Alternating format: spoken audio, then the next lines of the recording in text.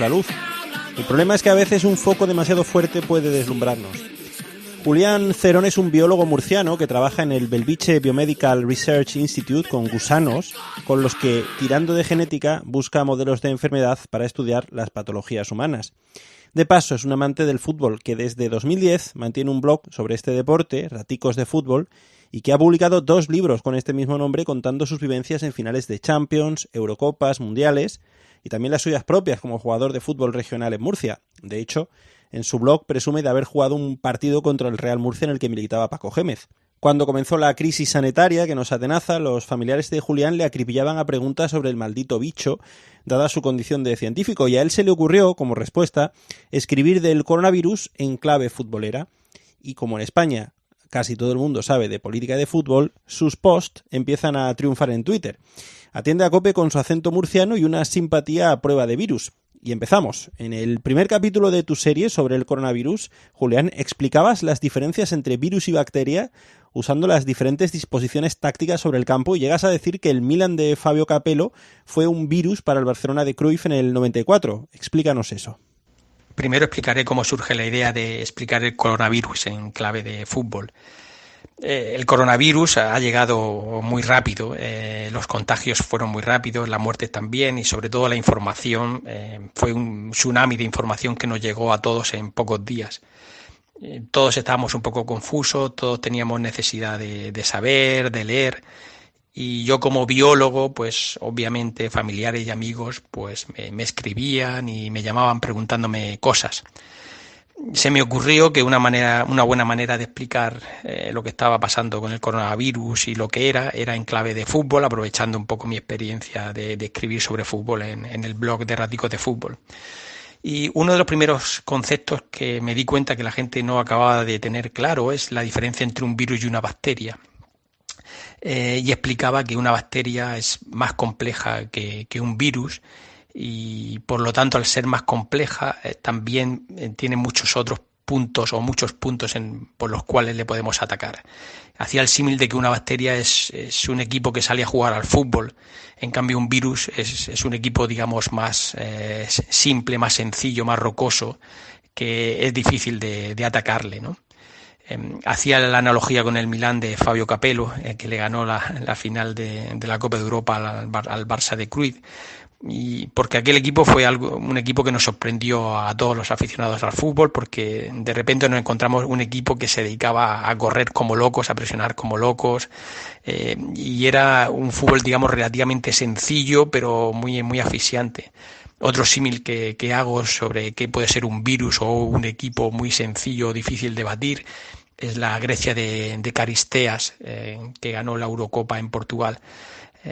Eso, un equipo que está encerrado atrás y que pega pelotazos arriba y que tiene un delantero que te puede hacer gol, es muy difícil atacarlo, ¿no? Y esa era una de las analogías que encontré para diferenciar entre un virus, que es un organismo muy simple, muy sencillo, con un material genético de ADN, ARN, con una envoltura de proteínas y ya, y una bacteria que es, digamos, una señora célula que es mucho más compleja. Otra cosa que queda clara leyendo es que se puede entender el COVID-19 como un accidente de la naturaleza, como lo pudo ser, por ejemplo, el Alcorconazo en Copa para el Madrid, ¿no? Sí, una de las preguntas que recibía a menudo era si esto que estaba pasando era algo extraordinario o si era algo que a partir de ahora iba a pasar con cierta frecuencia. La respuesta es que es realmente algo extraordinario y es algo poco frecuente. Y en el escrito pues hago un símil con aquellos campanazos futbolísticos que se han dado en la historia del fútbol, como el maracanazo de Uruguay en el Mundial de Brasil, el Alcorconazo o la final que le ganó el Depor al Real Madrid en el Bernabéu, la final de la Copa del Rey. Son cosas realmente extraordinarias y que pasan poco. Es importante decir que ha pasado poco, pero que ha pasado. No es la primera vez que un coronavirus actúa como patógeno para humanos. En los últimos años han existido otros coronavirus no tan contagiosos como este, que se llama SARS-CoV-2, pero sí que han sido bastante dañinos y lo que pasa es que se controlaron a tiempo. ¿Por qué ocurre esto? Esto ocurre porque los virus necesitan para reproducirse y para perpetuarse necesitan una célula extraña, una célula ajena, y cuando están usando una célula de un mamífero, esa célula está a 37 grados. Todos los mamíferos tenemos nuestras células a 37 grados, entonces por lo tanto pueden esos virus que están afectando a un mamífero determinado pueden pasar al ser humano en algún momento a través de mutaciones. Repito, es algo realmente extraño, biológicamente entendible y comprensible, y se ha estudiado por qué pasa esto y se sabe por qué pasa, pero es algo que es un accidente de la naturaleza, como comentabas. También destacas el punto flaco de este virus. Lavarnos las manos es como presionarle alto al coronavirus. Eso es. Este virus, como todos los equipos que se encierran atrás y que son rocosos, pues al final tiene algún punto débil, que se arriesgan un poquito en la salida de balón, o un portero que no maneja bien las piernas y que es arriesgado. Y no podemos aprovechar de esto pues presionando arriba y metiéndole gol. En este caso, la debilidad del virus, de este coronavirus que nos está causando la pandemia, es que en su envoltura, digamos, proteica que protege su material genético, que en este caso es ARN, pues esta envoltura tiene también unas moléculas lipídicas, que es como si fuera una envoltura de grasienta, y esta grasa hace que se vaya muy bien o se lave muy bien con jabón. Por eso las autoridades sanitarias están insistiendo continuamente en que tenemos que lavarnos las manos con jabón, bien lavadas y con frecuencia. Alertas de que el COVID-19 no es como un virus FIFA estacional, sino que ha venido para quedarse, y hablas de recurrir a la cantera para combatirlo una vez que tengamos que convivir con él. Algo que la mayoría de nosotros no sabíamos es que la humanidad ya se ha enfrentado un par de veces a epidemias de coronavirus, que eran coronavirus diferentes al coronavirus que ahora está causando esta pandemia. Principalmente eran menos contagiosos. Y esas epidemias de coronavirus se controlaron y prácticamente están ya erradicadas. No parece ser que el coronavirus que ahora nos ocupa se vaya a erradicar rápidamente. Puede ser que esté un tiempo con nosotros. No va a ser un virus FIFA de los que duran un par de fines de semana cuando los jugadores se van a jugar con sus selecciones y durante un par de fines de semana están, digamos, rindiendo a medio gas. Este va a ser un virus que puede durar varias temporadas y bajar nuestro rendimiento, digamos, futbolístico. Y ese rendimiento futbolístico que nos lo va a bajar durante temporadas, ¿cómo se combate? Pues se combate empezando desde cero, trabajando primero la cantera. Y trabajar la cantera en este caso es buscar vacunas, fortalecer nuestro sistema inmunitario. Y no quería dejar de reivindicar otro aspecto importante para luchar con estos virus a largo plazo, a medio y largo plazo, que es la ciencia, que es la gran olvidada. Yo creo que después de esta crisis a todos nos va a quedar mucho más claro que hay que invertir en ciencia, hay que invertir en conocimiento, y resulta un poco triste que siempre nos acordemos de la ciencia solo cuando hay problemas. Yo soy de Murcia y ahora en el Mar Menor tenemos una problemática medioambiental muy importante, y cuando esto ocurre entonces es cuando se mira a los centros oceanográficos, cuando se buscan ecólogos, pero antes pues no se le hace mucho caso y no se les apoya, ¿no? Espero que, este mal sea un punto de inflexión para darnos cuenta que la importancia que tiene el invertir en ciencia, pues para un país y para una sociedad y para un planeta. Y ahora vamos con lo de los test, sobre los que has centrado tu segundo artículo de este serial. Los test son, a tu juicio, como los buenos ojeadores que descubren estrellas en lugares ignotos, y para explicar el concepto de antígeno has recurrido a Marco Materazzi. Desde el principio hemos estado escuchando que las recomendaciones de otros países es que se hicieran el número máximo posible de test o de pruebas diagnósticas para el coronavirus, porque era una de las maneras que teníamos de frenarlo.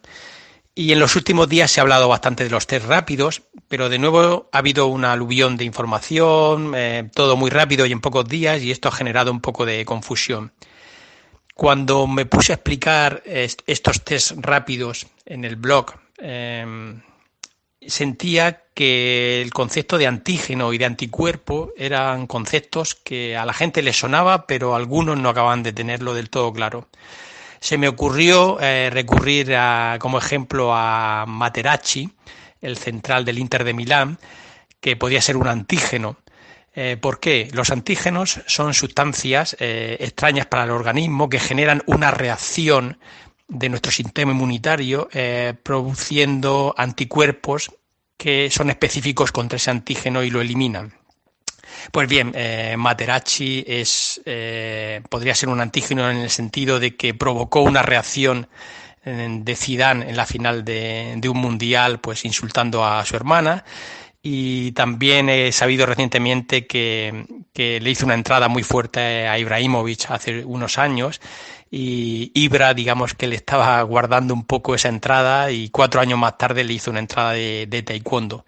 En este caso, pues Materazzi fue una sustancia que causó una reacción contra él de 2 anticuerpos que eran Zidane e Ibrahimovic. También cuentas que hay 2 tipos de test y que unos deberían ser la alineación de Champions y los otros destinarlos a la Copa del Rey. Correcto, existen principalmente 2 tipos de test, la RT-PCR y el test rápido. Primero hay que remarcar que un test rápido no es una RT-PCR rápida, sino es un test que es diferente y que es más rápido. En resumen, una RT-PCR es más eficiente en el sentido de que es más sensible a la hora de detectar el virus. La RT-PCR es capaz de detectar un número muy bajo de virus en una muestra biológica, porque lo que hace es detectar su material genético, lo amplifica y ve la señal. En cambio, en un test rápido no estamos identificando el material genético del virus, sino que lo que estamos detectando son los anticuerpos que nosotros hemos generado en nuestra sangre por haber estado expuestos al virus. ¿Qué connotaciones tiene esto? Pues que obviamente la RT-PCR es mucho más fiable que el test rápido, porque en el test rápido, desde que nosotros estamos expuestos al virus hasta que generamos anticuerpos que se puedan detectar en el test, pueden pasar unos días. Eso quiere decir que puede haber algún falso negativo, o sea, que nos dé negativo en la prueba cuando en realidad sí que tenemos el virus. Entonces, los test rápidos no tienen el porcentaje de fiabilidad que tiene la RT-PCR, y por lo tanto lo que yo comento es que, y esto es una opinión personal, es que la RT-PCR, que es la más fiable, es la que tenemos que dedicar a la gente que está jugando Champions, y la gente que está jugando Champions es el personal sanitario, son la gente que trabaja en los supermercados, los transportistas, la policía. Esa es la gente que se la está jugando de verdad en partidos importantes. En cambio, los test rápidos pues nos pueden ayudar a otro tipo de gente, pues para volver a la normalidad, porque si yo me hago un test rápido y me confirma que he pasado el virus y que tengo anticuerpos y que ya estoy inmunizado, pues esto puede normalizar un poco mi vuelta al trabajo y a socializar. Entonces, bueno, yo creo que es importante distinguir estos 2 tipos de test, que los 2 son informativos, pero no son igual de valiosos. Hay que decir que la RT-PCR necesita de un aparataje sofisticado y de gente especializada para hacerla. En cambio, un test rápido pues lo puede hacer casi cualquiera o en cualquier centro de salud. Y eso también es un punto a favor de los test rápidos. Julián, ¿habrá una tercera parte de este didáctico y curioso serial?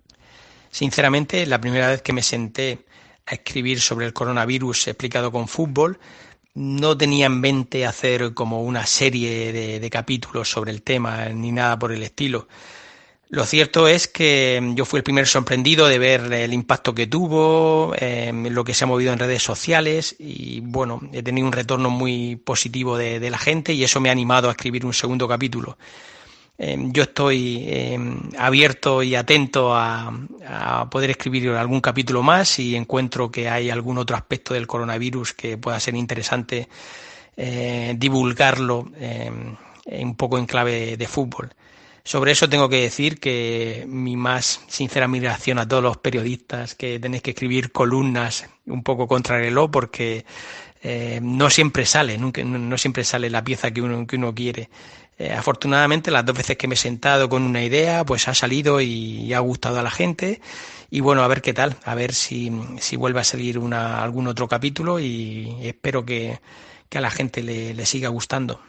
Por último, Julián, dinos, por favor, que eliminaremos al COVID-19 aunque sea la tanda de penaltis. Yo creo que la eliminatoria contra este coronavirus se nos va a hacer muy larga, pero la vamos a ganar. Posiblemente, como dice, lleguemos a los penaltis, pero ganaremos seguro. Otro punto importante es que vamos a ganar como equipo, eso está claro. Yo creo que vamos a ser una mejor sociedad a nivel local, a nivel estatal, incluso a nivel global. Entonces, esa va a ser otra gran victoria que nos vamos a llevar de esta crisis.